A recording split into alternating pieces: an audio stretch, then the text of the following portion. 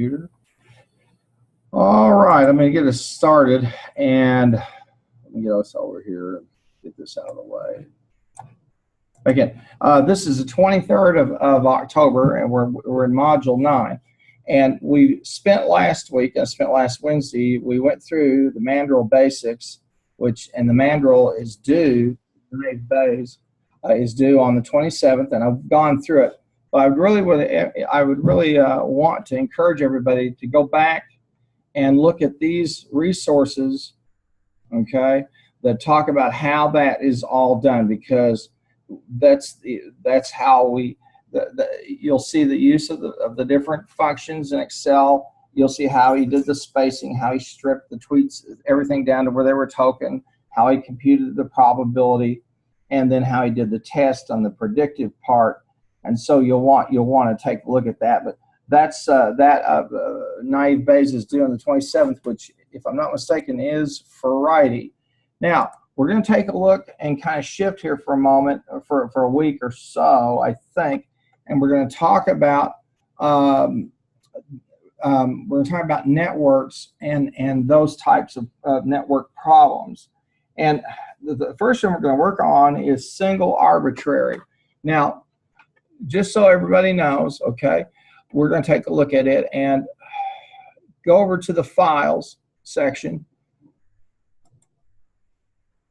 And we're going to switch gears, so we're back to the big textbook, and we'll go down here and get the files.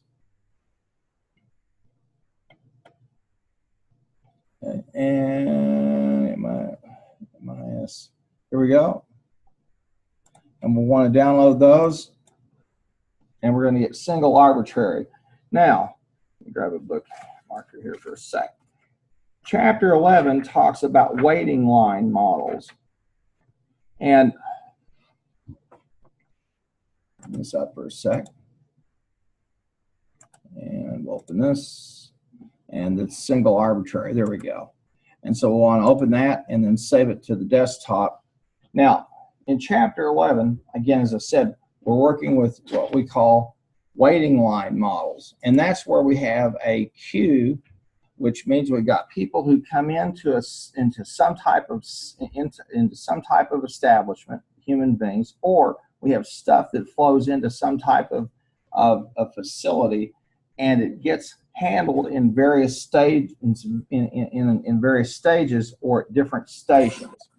Now, we'll go ahead and save this, and we'll save it on the computer. You're going to do it on your desktop, okay?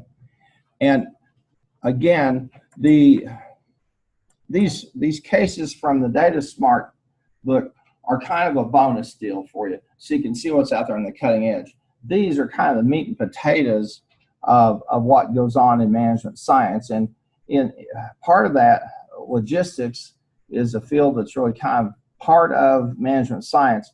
And when we talk about logistics, we talk about how do we get stuff from one place to the other, which is about the simplest way to put it, but that's far harder to do than it may sound. And so there at the start of Chapter 11, they talk about waiting line models, and they use some terms that you'll want to get familiar with. And the first is the queue, and the queue is the waiting line, okay? And then we have what we call queuing theory, and we have a theory of how waiting lines develop. Now, to give you a good example, restaurants, okay, have a particular operating curve. And the way their curve works is they'll build up, okay? A restaurant's open, and let's say they're open 24 hours a day. McDonald's will have a peak time from somewhere around 6 a.m. till about 8:30, maybe 9 o'clock a.m. Then they'll get another peak from about 11:30 to 1, and then they'll hit another peak from somewhere between 4:30 to maybe 6:30 at night, because people are coming in to be served. They're coming in to order. So we have these problems of trying to figure out, okay, when will everybody show up, and how do we make sure when they show up that we get them served as efficiently as possible, okay? And that's when you really talk about queuing theory, that's really what you're talking about. And then it gets even more complex when you've got to meld a number of components, for example, or you've got multiple distribution chains to put into effect. That is coming out of the back end of that queue and of that network. So if you take a look over on page 501, they talk about some key terms there, okay? And there at the bottom of 501, they give you some information about the ATMs and the issues of ATMs that were experienced by Citibank. And then 502 starts to walk you into some real important fundamentals about waiting line systems. You could see it there in 11.1, and they're using what they call a company called Burger Dome, and this is a single channel waiting line. You say, what do you mean by that? If you notice, okay, the customer arrives and they're in one line, okay, so single channel waiting, okay, and they come in, the server takes their order, okay, and fills their order, and the customer leaves after the order is filled. So you come in, boom, boom.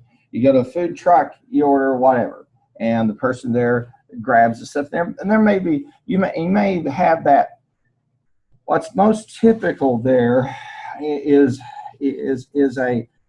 multiple servers or specialized servers. For example, let's say you go to a food truck, probably somebody takes an order, and probably a fry cook is cooking the food.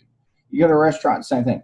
Now, a doctor's office, okay, like you go into, is a single channel waiting line, and what'll happen is you go in, and your nurse, you probably have a nurse who will get some information from you and then take you to the queue, and that is where they tell you sit on the bed, sit on top of the bed, or here's a chair, sit here in that office, and you wait, and the doctor comes and takes and does whatever he's going to do, he or she is going to do with or for you.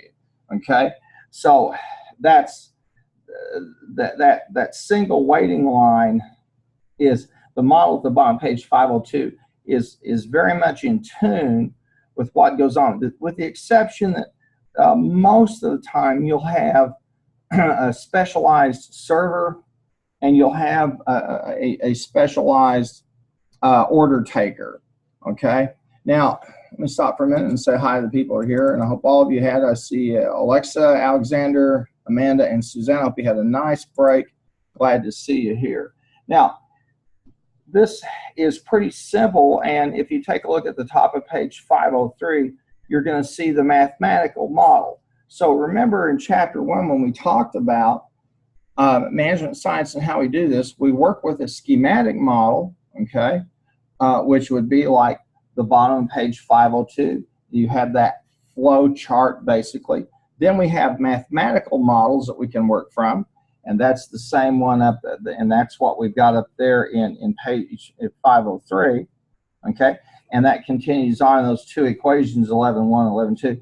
And we could even build a scale model if we wanted to, okay? But that just becomes that becomes an issue in terms of what we need, and if you're a franchisor, say if it's a franchise like McDonald's or one of these big food chains, okay, which is probably the people we interact the most with in terms of who really astutely use queuing theory, everything's planned. The size of the place, the volume it can handle, all that's pre-planned, and they build in. Basically, they will start with typically multiple single channel waiting lines, which is typically, if it's a larger store, you'll have 2 or 3 cash registers. Okay, usually where the money transaction takes place will tell you, here's a line. Now, a place like Walmart, what they've done to alleviate that issue is they have these things where you can check yourself out. So there's no, and they'll have a person there to do troubleshooting. It's funny because when I walk into Walmart, it's always amusing to me because I automatically see the person who's working there. They eye me because you see this old guy with white hair, and they think I'll be one of the people going, I don't know what to do. But I breeze through it, and they kind of look at me like, huh? But there's that process of having you scan your stuff and throw it in the bags. Hey, that saves them money. okay? And it makes a queue. People who've studied who study logistics, particularly this type of logistics, it's still trying to kind of figure out, you know, why would people choose to go through one versus the other? Now, you'd say typically it's the number of items, but what people like Walmart want to know is, okay, how many items is it? Or you'll say, okay, instead of going through here, I want to go through the regular checkout, okay? And so what we see there is that single channel waiting line. And notice here we've got the customer arrival, okay, the waiting line, and then the order taking. So there's two processes inside that square: the order taking and the order filling, okay, and then the customer leaves after the order's filled. Now, Chick-fil-A, which is one of my favorite places, okay, number one, they're believers. Number two, they're very good at what they do. Number three, they're closed on Sunday and still highly profitable. So they prove you can do good and do well. And many fast food places will have this where you can pull ahead and park if you've got a big order, and they'll run it out there to you when the order's ready. What really startled me was there, not too far from where I live, and I'm sure that this is everywhere now, but the On Queue, which is one of my favorite retail establishments. Get your gas, get your drink, get your treats, whatever. You know, you can get some really, really nasty hot dogs. Have been there about 7-8 hours. Those are, to me, a culinary delight. And you can drive. Now they have a drive-through. We can go around to the back and drive through, and they'll fill your order. So I drive through On Queue. What a deal. So the cleaners are like that. So the cleaners would be the same thing, but they have 2 or 3 places where you bring your stuff in. You're going to be, you know, if you got a couple of registers, then you really have that system. You have that system worked out. Now, if you look at the formulas over on page 503, you start to see, okay, the issue of probability and how fast people arrive. Because how fast people arrive begins to determine how fast you have to take their order and how fast you have to fulfill their order and send them on their way. And so if you see this, if you look at the structure there at 11.1, you could see that probability, okay, and the number of arrivals in the time period, okay, and the mean number of arrivals in the time period, okay, and then the eigenvalue, okay. And that provides a probability there. That's that E. That's the eigenvalue. Now, they walk you down in 11.2 and give you another model to take a look at. And here they start to plug in values based upon arrival times, okay, the rate of customers per hour, what they can do, okay. And all of that is down to a science. I mean, they have standards for how fast you make McDonald's has standards for how fast it takes to make fries, make shake, make any kind of burger, all that stuff. That's all timed because everything for them is about time. The more people they shove through a store, the more money they make. It's that simple. And it's an amazing thing when you think about it. Now, on a larger, grander scale, which this chapter doesn't get into because this isn't a course in logistics, when you talk about things like when we invaded Iraq and we moved 500,000 people within about a month, that's an unbelievable kind of logistical feat. Nobody's ever done anything in the world like that. Now, early on, back near the end of the middle stages or late stages of the Roman Empire, the Romans, as you say, oh no, it's not civic again. Yes, it raises its ugly head. The Romans were having trouble with some people who lived in the north border called Germans, and they called them the barbarians. And the Germans had trouble because these guys would encroach in Roman territory and they'd terrorize some villages, or they might go into northwestern France and burn everything down and take off. So the Romans said, we're going to send you a message. So they went up to the Ruhr River and in 2 days built a pontoon bridge across that river and had 50,000 troops over across in 2 days to send a message. We can find you, we'll come after you, we'll get you.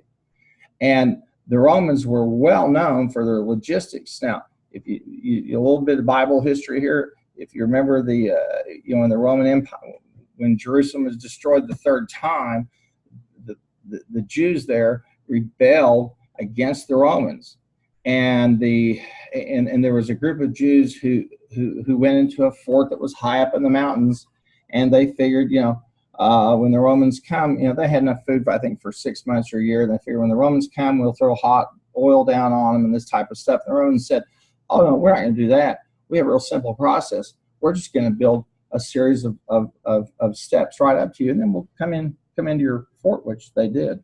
The Romans were geniuses at understanding this, and a lot of what we understand about logistics is that. Tell you another quick story. This is from military history. You probably have heard, if you've studied some of the Civil War, of General Sherman and the so-called March to the Sea, where General Sherman said, "I'm going to simply go through the heart of the South, through Atlanta, Georgia, right to the Atlantic Ocean, and I am going to destroy and burn everything in my path. And I think I'll do about a 20-mile path." And that's exactly what they did. And as they moved, as they were walking along, it's a legend, but probably true, was that they never stopped moving, and their kitchen could take a steer, kill the thing, keep moving, strip it down, get it ready and prepared, and they'd eat as they walked, because he understood about movement.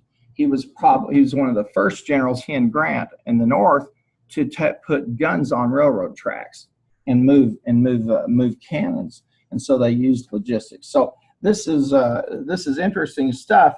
But the book has some simpler models for us to take a look at. So, and they walk us through in table 11.1 the Poisson probabilities for the number of customers. Now, Poisson, that distribution assumes kind of a stair step where things kind of build up, and then they build up a little more, and they build up a little more, and then they kind of back down, because we have these peak times in these periods, and they show us the number of arrivals, a probability for the number of people arriving at a given time, and then the mean number of units that can be served. And so they begin to build down there at the bottom of page 504 the probabilities on those service times, and that is the service, and that is the service rate. Now they have the authors are in 505 talk about a thing called queue discipline, and that means how do we handle the arriving customer? And there's usually most of these types of queues will do a first come first serve. Rarely, you go to McDonald's, you're in a line. You don't have someone say, well, why don't you just come forward, and we'll take care of you. It's first come, it's first served. My wife and I were at a retail establishment yesterday, and we spent more time waiting in line to check out, to pay for the stuff, than we did finding the stuff. I said, this probably is not good for them, because they either don't have the technology they need, or they don't have the personnel they need, or both. So there's some important concepts there. So you'll want to take a look at that. And then there over on page 506, they begin to give us a sense of the building the model for the operating characteristics. And then page 507, they put that all together, in terms of given arrival rates, how many customers they can serve, and they build this mathematical model based upon data that they've collected, etc. Now, again, remember things like the mean number of arrivals per period, the mean number of service times per period, the service rate, the arrival rate. Those have got to be spot on, or things come apart real fast in a single system. If you have a try, or you have multiple windows, if things are going bad, you can just move people over into the next queue. So that chapter 11 lets us kind of put our feet into the water a little bit using that. And again, you can see the operating characteristics they give you for that waiting line problem, and you could see if you look there at table 11.1, you'll understand that Poisson. Now, watch what happens. Okay, 0 customers is 25. 1, it goes to 18%. 2, it's 14%. 3, it's about 10%. 4, it's going to slope down to the point where you come at 7 or more is about 13%. Okay, and then in reality, what will happen is you're probably going to be seeing, well, you're going to get that average number there, and if you charted that out, you'd see that average more kind of like an S or a stair step than a regular so-called bell curve. There's a lot of meat in this chapter, and they give us that Burger Dome single channel waiting line, that problem. Now, over on page 511, okay, and I'm being a little more didactic than usual because this is sometimes new stuff to everybody. If you'll take a look here at figure 11.3, you've got the 2-channel waiting line, okay? You could have a 3-channel waiting line, 4-channel, if you walk into a Walmart, they're all of them, based upon their size, will have a certain number of cash registers. They'll have an area for self-checkouts. That's all predetermined, okay, based upon arrival times and the model that they've built and the operating characteristics. So there's some good stuff there. So you'll want to take a look at that Burger Dome with the 2-channel waiting line and play around with it in the Excel. Now, here over on page 513, okay, they give you a table with values probability for multiple channel waiting lines, okay, and based upon Poisson arrival and exponential service time, and of course K is the number of channels, and they show you that ratio, okay, and they walk you through that. And that table, you can use it, you can apply it just like you would a time value money table. It shows you the operating characteristics on a larger scale. Now, the single arbitrary is over on page 519, okay? And let's look at it for just a little bit, okay? And it starts off with some basic assumptions. One, that we have Poisson arrivals, okay? Now, this gets a little complicated if you've ever been somewhere eating and a bus arrives, your heart sinks and you're waiting. If you don't beat the bus and you know what's about to happen, there's going to be about 65 or 70 people in there ahead of you and all that business. So we're working with just mean kind of or typical kind of arrivals. So we've got the Poisson arrivals and then arbitrary service times, okay? That is, what do we think? And here's the arrival rate. And we believe they're going to come in arrival at about 0.35, and it takes us 0.5 to serve them. And so then we get the standard deviation of that service time, okay? These are assumed data. You say, well, where would you get them? You'd get them from observations at other stores. You would get them from industry standards. The folks that, especially people that do food franchising, have this. They know all this. Okay, the variable for them becomes, especially in ordering time, the variable becomes the kinds of people that show up at the counter. You said, what do you mean? Well, let's take, somebody shows up with 2 8-year-olds or 2 9-year-olds who aren't really sure what they want. And then you have to go through a process of negotiation. Well, that starts to, if you get a lot of those, it'll throw your service times off real fast, okay? So you have to have a slack resource somewhere to take that. Or you get people who might come in and, they may not be sure what they want. And one of the reasons restaurants will have, fast food places especially, will have the menu up there for you to see, and they encourage you to look and plan ahead and all that stuff, is so they reduce arrival time. In fact, what they would love would be if you just simply order the stuff on your phone, so when you arrive, they know what you've ordered, okay? And so the service rate time, what happens is the service rate gets becomes your time of you use the app and you're headed there. So these figures just aren't drawn, out of thin air. They're based on a lot of different sources. Now we're going to see the operating characteristics here, okay?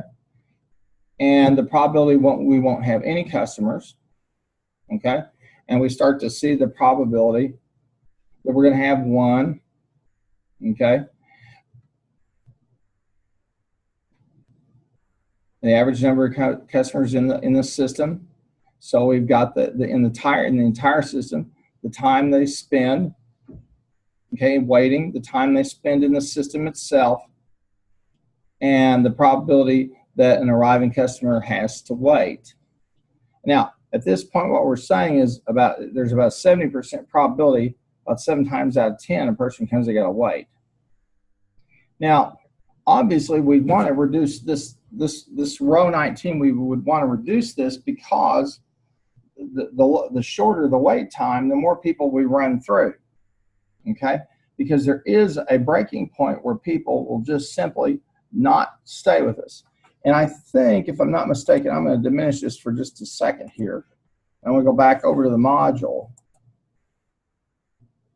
I can't remember if it's in this module, excuse me, pardon me, in this module or in another where I gave you some of that data about how long people will wait. And yeah, this is one you'll want to take a look at.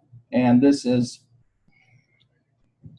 a customer satisfaction level based on wait time. And here's another, how long will people wait for service? And we know that people will wait for service only to a certain point, and then they're out of there. They'll go on. People are pretty predictable in that sense. Now, here in single arbitrary, okay, we've got these operating characteristics. So we have the assumptions, the operating characteristics, okay, and the waiting costs, okay, per unit, okay, and the service cost per channel, and that gives us the total cost per time period. So let's say the waiting cost per unit is, I don't know, let's call it 40 cents. I just throw a figure in there, okay? And the service cost per channel is, let's call that 32 cents, okay? Now we can see the total cost per time period, okay, is $1.04. Now I just used arbitrary numbers there, okay? And again, you'll have that economic analysis data probably from industry sources, probably from past operating at your company. And so you won't just grab those figures and throw it out of thin air. Now, one thing you can do if you want is you can simulate that, and you can simulate the waiting costs, okay? And you could simulate the service cost per period. Now, it gets a little sketchy if you want to use the rand between, because it wants whole numbers, okay? But you could randomize either one or both of those to develop some models, okay? Because if the total cost per time period, let's say the total cost per time period is $1.04, and you're selling your burger for $5.95, okay? All right, and so that's your revenue per unit, and you're gonna subtract the 1.04, okay? We're just doing some real simple math here. And we're going to take that 104, and that was what it cost us to serve that unit, okay? That's $1.04. That's the total cost per time period. And then we have materials, and let's say the material cost is, I don't know, $2.16. And we'll make that we'll put a minus in front of that too, okay? So far, what we're doing is we're coming up with the variable cost, okay? I'll make that a minus, I apologize. So these would be the variable costs, the total cost per time period, okay? That's the time. These would be materials, okay? And now you may have materials and labor built into this, okay? You may have done that, but let's assume that you haven't, that instead you've got some other costs that you've inserted there. Now, if we do that, we'll come down and we can just simply get the sum, okay? And there we are. We'll get the sum, equal the sum of those, auto sum it. And so we'll have 275 that we've made off of per transaction using the total cost per time period in terms of the waiting cost per unit and the service cost per unit. Now, you say, oh, wait a minute here. Why did you break that out? Well, when we work with this, when we work with queues, we work with service channels, we've got to remember something. People have a memory, number one. And what will they remember? The time they blew through and got an order all perfectly done and really fast? No. What they remember is the time they came in and it was slow and they didn't get what they wanted. They'll remember what was not good. So you always kind of have to temper that with what I would call maybe kind of an opportunity cost that you've lost somewhere down the road, okay? Yeah. And then figure in your other material costs. There's some debates about this. The textbook talks a little bit about it, but again, you know, it just depends on really your philosophy and your outlook. But waiting time and service does come at a cost, and most of the time, folks will try to break this down into the hourly rate paid by an employee plus the materials used plus any machinery used, and really that's the stuff of a cost accounting course, okay? But you should be aware that these things, yeah, these are going to be figures drawn from models or industry data that you have.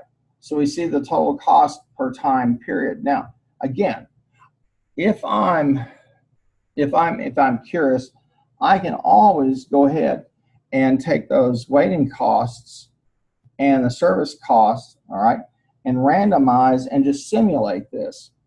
Okay, you're here, and here at the end of the text, we'll talk some about simulation. Simulation is really nothing more than just taking a model, okay, and putting numberizing it. It's what I like to call turning it into an equation, something out in the real world, and see what happens, and simulate that. And you know, probably the best, probably the most advanced simulators in the world would be those that are used for people who fly for pilots, commercial pilots, because they've got to know what to do in any kind of a situation under any kind of conditions, and they encounter all of those conditions. And it's amazing when you see those people. And unfortunately, at one point in time, we would let anybody into those simulators if they had the money, and we made a bad mistake. And some bad people learned how to fly an aircraft. Not good. A bad day for all of us. Well, that I'm going to have you work on single arbitrary, okay? And I'll ask you to do a little bit of work with it, and I'm going to close this down for a minute. And let's go back over to well, let me show you the key for this so you can see what I'm after. But I won't show it up too long, but I will copy off the task itself, okay?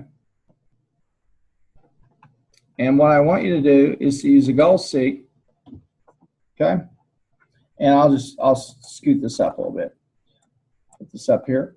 Use the goal seek to obtain the service cost per channel. Assume the waiting cost per unit is $1.16. Assume you want to obtain a total cost of $2.99. So what I'm going to have you do is use a goal seek to try and get those goals. That's all you need to do is just play around with it. Now you'll notice, okay, that we've kind of, sometimes we'll use goal seek, sometimes we'll use the optimizer. It just depends on what the problem is or how complex it might be. So that's what I'm asking you to do. Now I want to make sure that I gave you those instructions. Let me go back to the syllabus thing for a second. We'll see. Because knowing me, I probably didn't. If I didn't, I'll go ahead and make sure that we've got. So let's look here for a second. It's going to be able to do October 27th. And good for me. I did. So there are the instructions. And what I'd say is download the single arbitrary, copy and paste this in, so you've got your guidance in terms of what I'm asking you to do, and play around with it and see what you come up with. It's just a good introduction to working with that. Now, the key takeaway here, okay, is that whether we're talking about single channel waiting line models, or as we move over into chapter 12, we start to work with simulation, okay, or we decide to do multiple. The book really just starts as a single channel so we can put our feet in the water, or put our toe in the water. All of this is based upon a probabilistic models, okay, in terms of arrival, and then based upon whatever operating data that we have. And all I can say is, if you put garbage in, you'll get garbage out. And a lot of this is trial and error, and it takes a lot of time to get this down. Now, one of the things that's driving robotics and the use of robots, particularly manufacturing processes, is because robots never fail. They're perfect. Their attendance is perfect. They might go kablooey, but once you have them up and running, they do things exactly like you tell them to do it in the time they want it done. So they paint, they do a bumper, they do this, they do that. And it would be a good thing for you to understand this, since you're coming out with a degree in business, to understand all this stuff in the air, the rhetoric about manufacturing and robotics. We'll be to go visit a plant and see what we mean when we talk about that. When people hear that term, they think, well, there's this robot in here doing all this work. Robotics is what's happening is the people that produce those things and make them and use them break tasks down to something gets picked up and moved somewhere, something gets welded, something gets bent. Any one of those tasks, especially those that are highly repetitive, okay, they put a robot, and you'll have a human operator at a workstation kind of riding herd on everything. But the bottom line is, when that's operating, okay, it perfects all of these. And so this single channel waiting line model, okay, that we see here, all right, this is really, the genesis of this is from a guy by the name of Henry Ford, who came up with the assembly line. And the whole notion of, I'm going to have product and I'm going to move it through a line, and I'm going to have specialized labor at various workstations. Up to this point, people didn't think like this. Okay, people said, at one point, I think, I could be wrong, and we probably ought to go back. Let's go ahead and see for just a minute the number of car manufacturers in the United States. Just so I don't misspeak.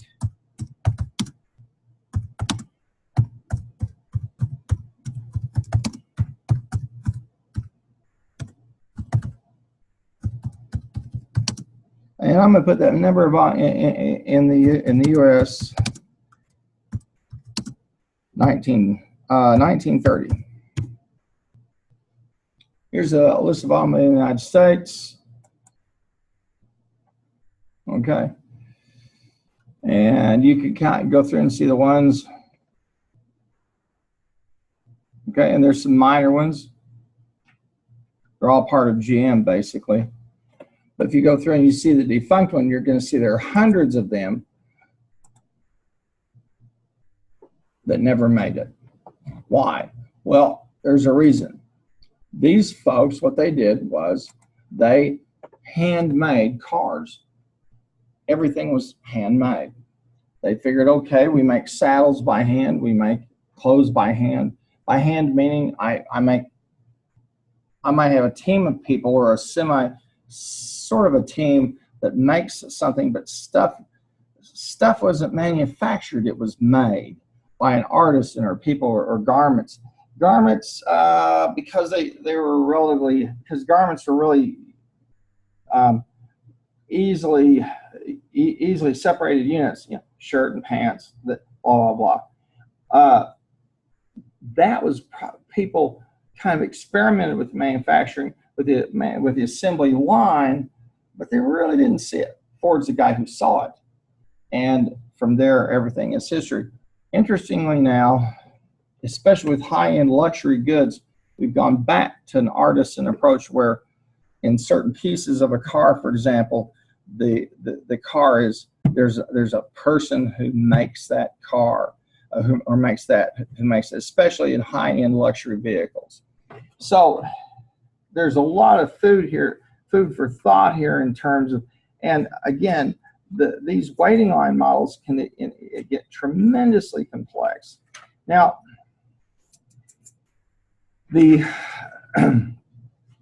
over on page 518 in the text, okay, they show you those general shapes, and you're going to notice that if you look at here on the y-axis, you got the total cost per hour, and on the x-axis you have the number of channels, that's K, and you'll notice something very familiar looking. Total cost equals the service cost plus the waiting cost, and that looks a whole lot like an inventory model. Total cost of inventory is the cost of ordering and the holding costs. So there's these data, and when we work at them, these are not linear data. The service cost assumes it's linear, but it's probably not. So that's a model more than it is anything. You'd try to hit the clusters around it, but the bottom line is, you know, you're looking at concave, convex types of situations, and where you want to be, okay, in that whole picture is right there where total cost, the intersection, right in the middle, where total cost is at its lowest, service cost is at its lowest, and waiting cost. And, well, the intersection of service cost and waiting cost with service cost, that lowest point there, and the same thing on total cost. That's the ideal, and from there on, it's marginal. The marginal utility starts to diminish. Otherwise, you know, you're headed up the upward slope to things, costs getting out of control. And what happens is the service cost goes higher and higher and higher, and the waiting costs. And if you think about it for a minute, let's say you have a store and you have two registers. Well, okay, the waiting cost is going to be borne by the customer, who, let's say you have two registers, and on average you're going to have 20 people waiting, okay, and that waiting cost is going to be borne by the customers, although I'd argue that, you know, in terms of marketing, you'll ultimately pay some cost for that. But if you have 4 lines, you can take those 25 people and slide them down, and you get 6 per line, okay? And the whole point is to make certain that whatever business model you use, you're thinking about this, and so that you have, and that you understand there's that tension between what's the best, how long can we make people wait, and how fast can we serve them, and there's a cost to be borne in terms of the fast service. Now you can negate some of that fast service with standardization, training, modular kinds of products. There are all kinds of ways to do that, but that's a lot more challenging than just simply adding another place where you can shift some of the queue over. So that's pretty much chapter 11. And I started a little bit early, so we've done our 50 minutes. And what we've got again this week, I'll pop over here. And I do have some other resources for you to take a look at. You've got naive Bayes, that's the mandrel. You want to upload that on the 27th, which is Friday, and the single arbitrary. And I would encourage you, let's pop back up here to the modules section.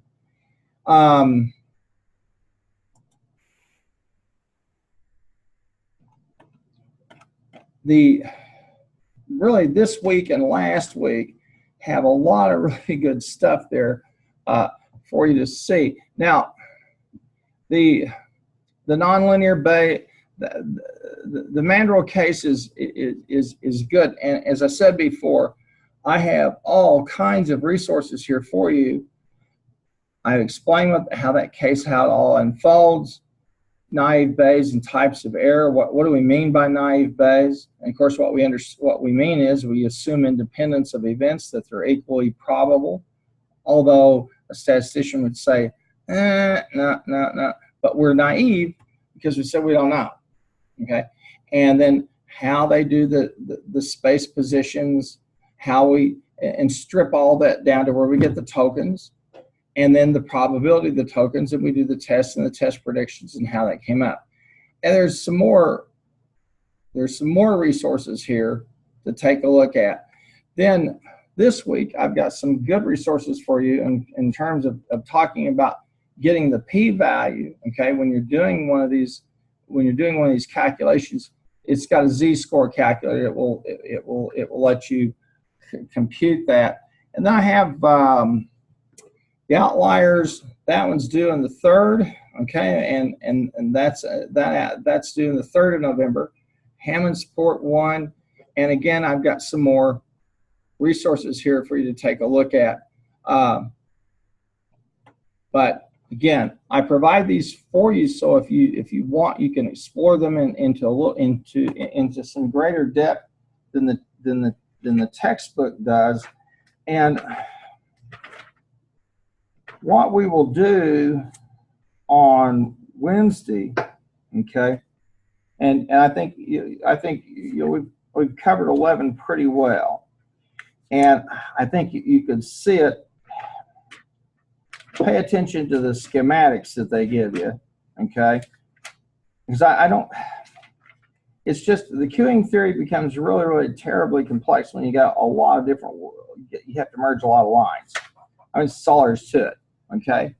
And you say, well, that's okay. But again, let's say you're moving 50,000 people, 500,000 people across the world. You have a big task on your hands, and our ability to do that was just it's incredible. So what we'll do Wednesday is we'll take a look at chapter 12, look at simulation. We'll talk about that and what that can do for us, and so we're going to move to that part where we start to try to develop and use the tools we have to look at potential outcomes.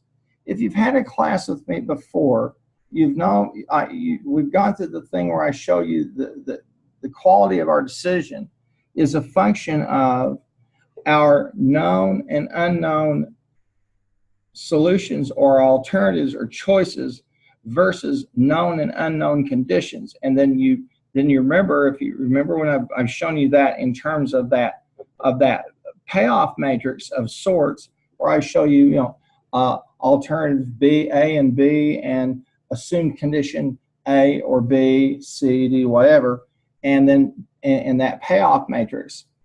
Well, a tool like simulation, excuse me, allows us to look at those potential outcomes and to see that they're more of a continuous pattern than ever before. Now, you've probably heard me tell the story before.